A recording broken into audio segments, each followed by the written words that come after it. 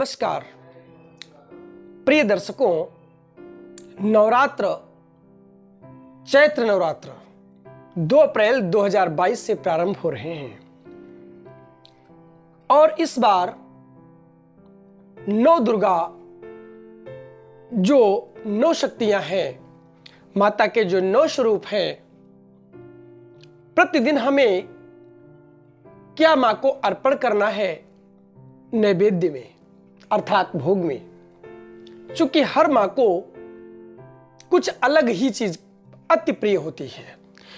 जिस प्रकार से आपके घर में जितने लोग हैं उनकी अपनी पसंद अलग अलग होती है, उसी प्रकार से 9 शक्तियों के जो नैवेद्य हैं वो उनकी पसंद के होते हैं, वही भोग अर्पण किया जाता है। तो मां को क्या प्रिय है?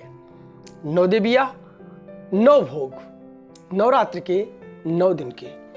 वैसे तो कभी कभी 10 दिन नवरात्र हो जाते हैं, तो 10 दिन के भोग हम बता रहे हैं। और अगर 9 दिन के हैं तो आप 9 दिन का भोग अवश्य याद रखें और वही लगाएं जो हम आपको बता रहे हैं। वैसे तो 9 देवियां कौन सी हैं आप जानते हैं। प्रथमा शैलपुत्री चा, द्वितीया ब्रह्मचारिणी, तृतीया चंद्र घंटेति, चतुर्थ कूष्मांडा, पंचम स्कंद माते, षष्टम कात्यायनी चा, सप्तमम कालरात्रि, अष्टम महागौरी, नवम सिद्धिरात्रि। ये 9 स्वरूप हैं मां जगदंबा की, उस दिव्य शक्ति जो सारे संसार को चलाने वाली स्वयं जगन माता हैं, उनके 9 स्वरूप हैं। तो क्या भोग लगाना है?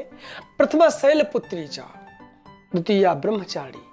माता शैलपुत्री को गाय का घी अत्यधिक प्रिय है, उन्हें गाय के घी का भोग लगाना चाहिए। अर्थात प्रथम दिन माता शैलपुत्री को गाय के घी का भोग लगाइए और दूसरे दिन द्वितीया ब्रह्मचारिणी, माता ब्रह्मचारिणी को शक्कर का यानी चीनी का भोग लगाना चाहिए।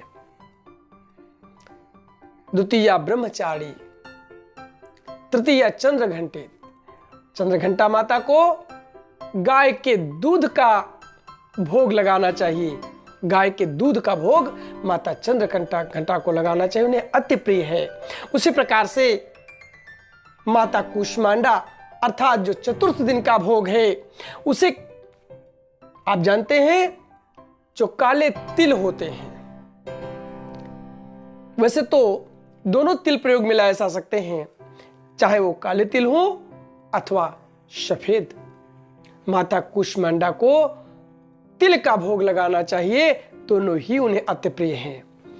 और पंचम स्कंद माता, माता स्कंद माता को फलों में कौन सा फल? माता स्कंद माता को केला अति प्रिय है, उन्हें केले का भोग लगाना चाहिए। और इसके बाद आ जाता है षष्टम कात्यायनी, माता षष्टम कात्यायनी, माता कात्यायनी को शहद का भोग लगाना चाहिए। सप्तमम कालरात्रि, और माता कालरात्रि को गुड़ का भोग लगाना चाहिए। शहद का फिर गुड़ का हो जाता है माता कालरात्रि को। और अष्टम महागौरी माई, और अष्टम महागौरी माई को महागौरी माता को, जिसको आप कहते हैं नारियल यानी गर्री, गर्री का भोग यानी नारियल का भोग लगाना चाहिए। अब 9वां दिन, इसको आप समझ लीजिएगा। 9वां दिन का मतलब है अंतिम दिन। देखिए यहां पर एक विचार है, उस विचार को आप समझ लीजिए। 9वें दिन माता सिद्धिरात्रि, माता सिद्धात्री। अब यहां पर ध्यान यह देना है कि अगर 9 दिन के ही नवरात्र हैं तो आप 9वें दिन धान के लावा का भोग लगाइए, क्योंकि वो अनाज हो जाता है, तो धान के लावा का भोग लगा सकते हैं। किंतु अगर 9 के बाद 10वें दिन अगर बढ़ जाता है, कभी 10 दिन के भी हो जाते हैं नवरात्र, तो आप 9वें दिन मां को मालपुआ का भोग लगाएं। 9वें दिन मालपुआ का भोग लगाएं और अंतिम दिन अर्थात 10वें दिन धान के लावा का भोग लगाएं जो उन्हें अति प्रिय है। मालपुआ का भोग माता सिद्धिदात्री को लगाने से कहते हैं 9 दिन का पूरा फल प्राप्त हो जाता है, 9 देवियों की पूजा का फल प्राप्त हो जाता है, 9 देवियों की कृपा का फल प्राप्त हो जाता है। मालपुआ दे रहे हो तो माल ही पाओगे, अर्थात सब कुछ पा जाओगे, कुछ बाकी नहीं रहेगा।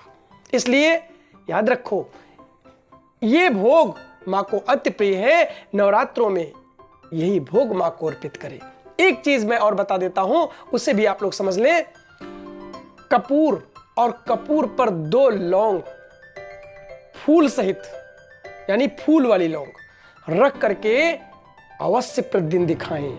अवश्य प्रतिदिन माता को जो है जागृत करके दिखाएं और वो उनको अर्पण करें।